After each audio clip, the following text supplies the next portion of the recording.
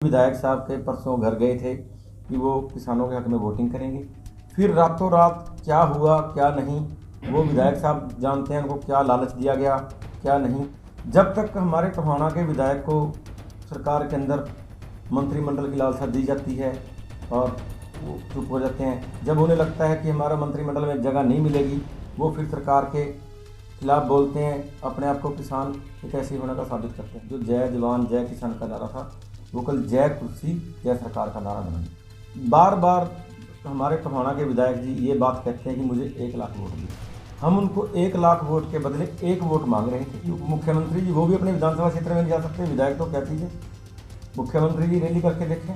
हमारे टोहाना के विधायक ने अपने मंत्रिमंडल को लेकर जरूर शोर मचाया, पर हमारे समैन गांव से एक हमारा साथी ठीकरी बॉर्डर पर शहीद हुआ, उसके परिवार के बारे में कोई नौकरी की बात, कोई मुआवजे की बात, एक शब्द वहाँ श्रद्धांजलि सभा के लिए या किसी प्रकार का 350 से ऊपर किसान शहीद हो चुके हैं। एक बार भी सरकार को इस बात के लिए सचाया नहीं गया। विधायक देवेंद्र बबली जी, यशवंत चौटाला जी के खिलाफ और खट्टर साहब के खिलाफ भी बोलते थे। फिर उनको टिकाया गया, भी आपको मंत्रिमंडल में जगह दी जाएगी। उनके परिवार के, उनके भाई के खुद के शब्द हैं कि जल्दी हमें बत्ती मिल जाएगी।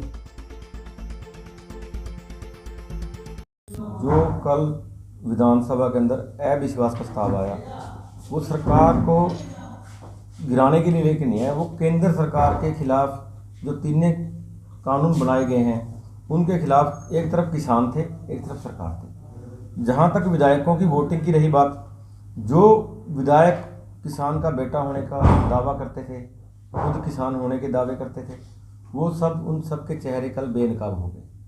जो लोग ये कहते थे कि हम किसान के साथ हैं, जो जय जवान जय किसान का नारा था वो कल जय कुर्सी जय सरकार का नारा बना गया। उन लोगों ने किसानों के बारे में कुछ नहीं सोचा जिन्होंने सरकार के हक में वोटिंग की है। उन्होंने सिर्फ अपनी कुर्सी को बचाने के लिए सरकार के हक में वोटिंग की है। और अपने, जहाँ तक कि हम बात करें हम टोहाना के विधायक की, जब भी विधायक जी 3.5 महीने से किसान आंदोलन चल रहा है, 2 बार इनके पास सारे टोहाना विधानसभा क्षेत्र के किसान इकट्ठे होकर चले गए कि आप किसानों के साथ खड़े हो, सरकार के साथ मत जाओ। बार बार हमारे टोहाना के विधायक जी ये बात कहते हैं कि मुझे 1 लाख वोट दिए। हम उनको 1 लाख वोट के बदले 1 वोट मांग रहे थे कि आप किसानों को 1 वोट दो। किसान ये दिखाना चाहते थे, केंद्र की सरकार को अपनी ताकत दिखाना चाहते थे कि सरकारें किसान मजदूर बनाते हैं और सरकार मजदूर के कहने पे ही सरकारें चलती हैं और यही बनाते हैं, यही तोड़ देते हैं। जो विधायक कल किसानों के हक में नहीं गए वो किसान होने का हितैषी जो करते हैं, वो डिंडोरा पीट रहे हैं, वो बिल्कुल सरासर झूठ है। उनके चेहरे बेनकाब हो गए। जब तक हमारे टोहाना के विधायक को सरकार के अंदर मंत्रिमंडल की लालसा दी जाती है और वो चुप हो जाते हैं, जब उन्हें लगता है कि हमारा मंत्रिमंडल में जगह नहीं मिलेगी वो फिर सरकार के खिलाफ बोलते हैं, अपने आप को किसान हितैषी होने का साबित करते हैं। जब जहाँ कल की बात है, हमें उम्मीद थी कि विधायक साहब के परसों घर गए थे कि वो किसानों के हक में वोटिंग करेंगे। फिर रातों रात क्या हुआ क्या नहीं वो विधायक साहब जानते हैं, उनको क्या लालच दिया गया क्या नहीं। दूसरी बात, वो कंडीशन के ऊपर इस्तीफा देना चाहते हैं, भी पहले कांग्रेस वाले दें या वो दें। अभय सिंह चौटाला ने इस्तीफा दिया, उन्होंने कोई कंडीशन नहीं लगाई। कांग्रेस तो ऑलरेडी पहले ही किसान के साथ है। विधायक से ये मांग कर रहे थे कि आप भी किसानों के साथ खड़े हो।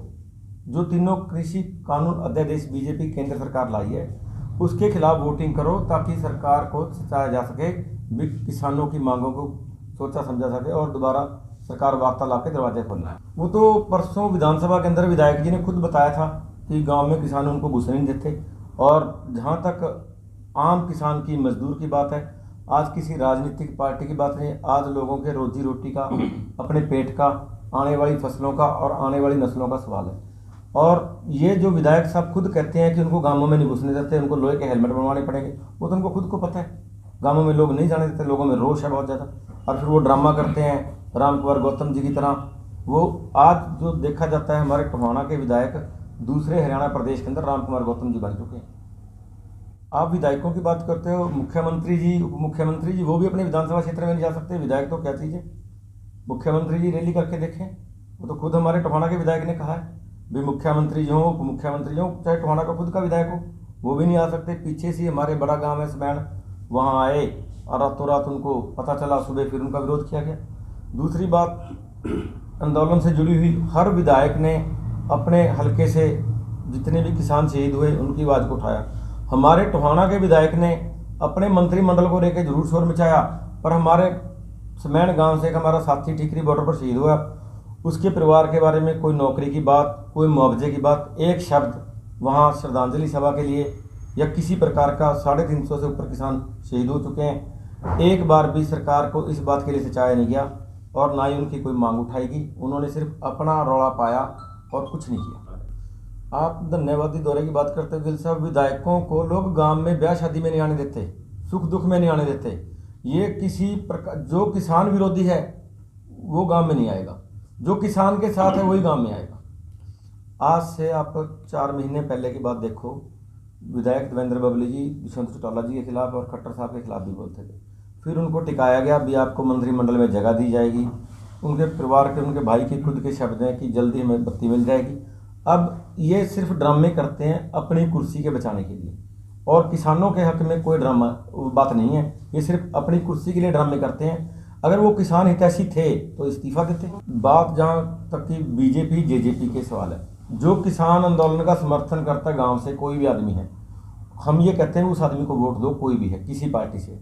पर जो आदमी हमारे किसानों के समर्थन में नहीं है, जो भी पार्टी जो भी नेता, उसका बाइकाट करो। तो इसका मतलब अगर कोई भी नेता सरकार के विरोध में जाता है तो किसानों के पक्ष में बोलता है, तो हर किसी को यही मान के चले कि वो ड्रामा कर रहा है।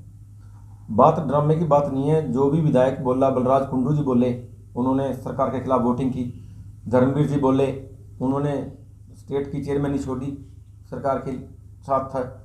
जहाँ तक बात है अभय सिंह चौटाला की, उन्होंने सरकार के खिलाफ कहा था मैं 26 जनवरी को इस्तीफा दूंगा। इतने गंभीर हालात थे उस दिन, 27 तारीख को उन्होंने इस्तीफा दे दिया। जहाँ तक आंदोलन की रूपरेखा की बात है, वो संयुक्त मोर्चा दिल्ली से जो भी आह्वान होता है पूरे देश के अंदर, पूरे प्रदेश के अंदर, उसी के ऊपर काम किया जाता है। जहाँ तक रही भी आप फसल आ जाएगी, काम वहाँ आदमी की संख्या कम हो जाएगी, ये सरकार का अहम और बहम है। अगर सरकार 3 साल, 2 साल, 5 साल, जितने दिन सरकार हमारी बात नहीं मांगती उतने दिन किसान वहीं बैठे रहेंगे। गर्मी सर्दी आई, गर्मी आई, ऐसी सर्दी आ जाएगी, सरकार को ही वार्तालाप के दरवाजे खोलने पड़ेंगे।